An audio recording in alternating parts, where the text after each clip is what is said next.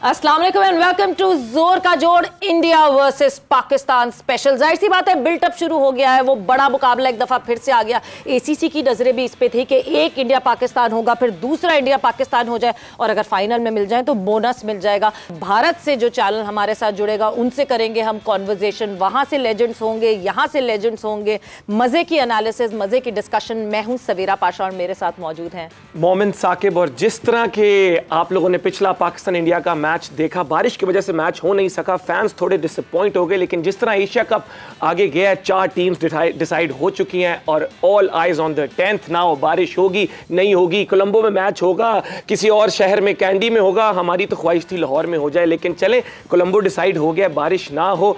आज बात होगी क्रिकेट के लेजेंड्स के साथ कि वो किस तरह इस गेम को देख रहे हैं और एशिया कप का फ्यूचर आगे क्या है, कौन उठाएगा ये कप, पाकिस्तान या फिर इंडिया। नमस्कार, मैं हूं विक्रांत गुप्ता। एक बार फिर इंडिया पाकिस्तान आमने सामने है और भारत पाकिस्तान अगर आमने सामने हो तो ना सिर्फ क्रिकेट खिलाड़ी आमने सामने होंगे, मुझे लगता है कि इंडिया और पाकिस्तान की ये जो सुपरहिट मुकाबला की कवायद है, जो सीरीज है, वो भी आगे चलनी चाहिए। मेरे साथ हमेशा की तरह वर्ल्ड चैंपियंस हरभजन सिंह, सुनील गावस्कर साहब हैं।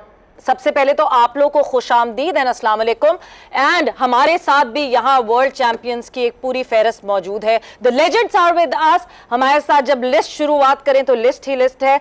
सबसे पहले पाकिस्तान के former test cricketer Mushtaq Ahmed साहब हमारे साथ मौजूद हैं। The classy batter of Pakistan, इनकी बैटिंग के तो बड़े ही शाहकार आप लोग के सामने हैं। मोहम्मद यूसुफ हमारे साथ मौजूद हैं and boom boom Shahid Khan Afridi किसी तारुफ के मोहताज नहीं है। So we are filled with these legends as well। Vikrant, मैं सबसे पहले आप सबको यहां से मुबारकबाद देना चाहूंगा कि पाकिस्तान की टीम और भारत दोनों आमने सामने हैं। सनी भाई को मैं सबसे पहले लेकर आता हूं हरभजन सिंह के साथ। सनी भाई, आपने भी देख लिया कि यहां से तो आप और भज्जूपा हैं, वहां पर 3-3 हैं, हम 2 हैं, वहां 3-3 हैं। तो उससे कोई फर्क नहीं पड़ना चाहिए क्योंकि अगर आपके पास कॉन्फिडेंस है फिर सब कुछ बन सकता है। भज्जूपा, आपने कहा कि देखिए कॉन्फिडेंस ही तो इन गेमों में सबसे ज्यादा अगर कोई चीज काम आती है तो वो कॉन्फिडेंस ही काम आती है, क्योंकि ये बड़े मैच है, ये ऐसे मैचेस जो बना भी देती है आपको और आपका कैरियर बिगाड़ भी देती है। तो इस मैचेस में जो थोड़ा सा अपने से अपनी ईगो को असाइड करके क्रिकेट खेलता है, जो वो उस पहलू को जानता है कि कहाँ कौन सा तीर चलाना है, वो टीम जीतती है। और ठीक है, अभी पाकिस्तान के पास वो बॉलिंग अच्छी है, ऊपर से नए गेंदबाज जो है वो बड़ी जबरदस्त गेंदबाजी कर रहे हैं।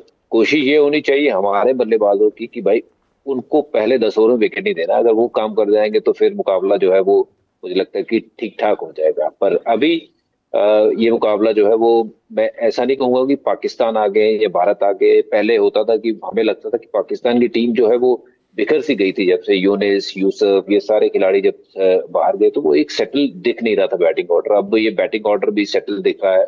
सेमीफाइनल खेले T20 का, फिर फाइनल भी खेले, तो ये पिछले 2 साल से इनकी टीम जो बेहतर लग रही है। 50-50 पे ये मुकाबला शुरू होगा, जो टीम बेहतर क्रिकेट खेलेगी वो जीतेगी मेरे लिहाज से। हालांकि सवेरा देखिए, पिछले मैच में भी पाकिस्तान की बड़ी धूम मची थी, जिस तरह से शाहीन शाह अफरीदी ने, नसीम शाह ने, हारिस राउफ ने आकर नया गेंद किया। लेकिन मेरा अभी भी ये मानना है कि वो मुकाबला बराबर का था, क्योंकि 266 ऑन द बोर्ड, उस विकेट पे हो सकता है इंडिया ही जीत जाता। विक्रांत, बराबर का आप इसलिए कह रहे हैं क्योंकि यस, मिडिल ओवर में ईशान किशन और हार्दिक पांड्या ने जिस तरह की बैटिंग की, मगर 66 फॉर 4 भी आप याद रखें, उसके बाद 266 तक जाएंगे। सो यहाँ पे मुश्ताक भाई आपसे मैं शुरू करूंगी। मुशो भाई, जिस तरह हम शुरुआत कर रहे हैं और ऑब्वियसली जिस तरह हरभजन ने भी कहा कि बैटर्स को इस बात का ख्याल रखना पड़ेगा इंडिया के कि शुरू के 10 ओवर्स में एहतियात से खेलें, मोहतात होकर खेलें और विकेट्स ना दे, बिकॉज फास्ट बॉलिंग जो पेस बैटरी इस वक्त पाकिस्तान के पास है, दैट इज वर्ल्ड क्लास और इससे कोई दो राय मुझे नहीं लगता कि किसी को भी होगी। वहां पे भी जो हमारे एक्सपर्ट्स बैठे हैं उनको भी। विक्रांत ने कहा कि वहां पे 2 हैं, वहां 2 हैं और यहाँ पे 3 है। 3 और 2 5 होते हैं Vikrant. We are 5 people here, not 2 and 3।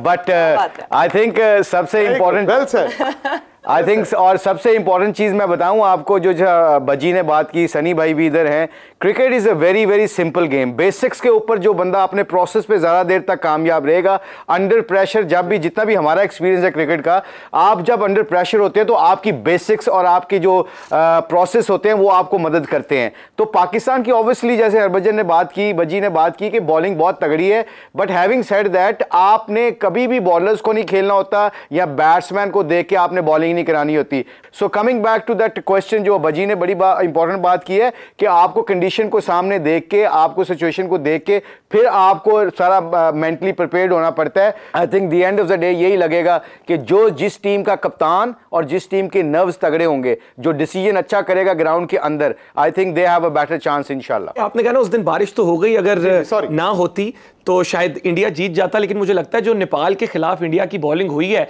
Chances तो यही हैं कि बाबर रिजवान गेम ले जाते हैं। और मैं पर्सनली सोच रहा था कि शायद हरभजन भाई अगर टीम में वापस आ जाते ना परफॉर्म करने के लिए, फिर शायद हमारे बैट्समैन के लिए थोड़ा टफ हो जाता। But other than that I think बारिश ने जो है ना फेवर इंडिया को ही किया है। फेवर इंडिया को किया है?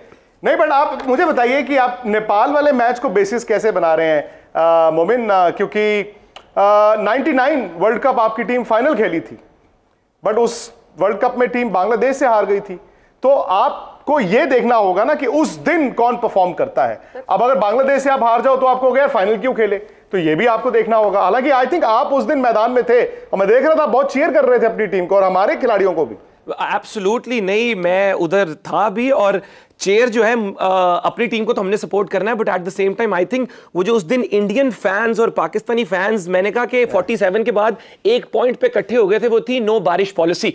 मैंने कहा बड़ी बड़ी इंटरनेशनल डिप्लोमेसी रुक गई है, आज बारिश ने इन लोगों को इकट्ठा कर दिया है। तो वो एक बड़ा इंटरेस्टिंग पॉइंट मुझे ग्राउंड में देखने को मिला। बिल्कुल यूसुफ, आपके पास मैं आती हूँ आपकी तरफ। जिस तरह हम बैटर्स की बात कर रहे हैं, yes the batters need to face up front in bowlers के साथ पहले ही आते तैयार होना है, कंडीशन भी समझनी है, शाहीन हारिस को फेस भी करना है और अपने आप को सेटल करना है क्रीज पे। तो वक्त ज्यादा नहीं होगा जब इंडिया के बल्लेबाज आएंगे, बिकॉज जिस तरह हमने देखा कि गिल को हमने फंसा के रखा। गिल एक वक्त ऐसा था कि 11 बॉलों पे सिर्फ 1 रन बना सके थे।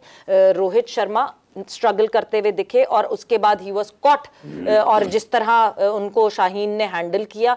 फिर उसके बाद विराट कोहली आते हैं। तो गिल एक यंगस्टर जो कि अपने आइडल्स को अपने ही सामने इस तरह आउट होते हुए देख रहे थे, वो खुद फिर सेटल नहीं हो सके। सो ये एक मुश्किल चीज तो है जो बल्लेबाज हैं भारत के, उनके लिए। बिस्मिल्लाहिर्रहमानिर्रहीम। इसमें कोई शक नहीं कि हमारे तीनों फास्ट बॉलर बहुत अच्छे हैं, टफ टाइम देते हैं किसी भी टीम को, लेकिन उस दिन कंडीशंस भी थोड़ी टफ थी। ये भी बैट्समैन को भी थोड़ा आइज देना चाहिए, क्योंकि मैं खुद बैट्समैन हूँ और उधर भी सनी भाई बैठे हुए, वो भी बैट्समैन थे। इस चीज़ को इंडोर्स भी करेंगे, सेकंड भी कर सकते हैं कि जब सीमिंग कंडीशन हो थोड़ा मुश्किल होता है, क्योंकि स्विंग का कोई पता नहीं किस तरह सीम होगा।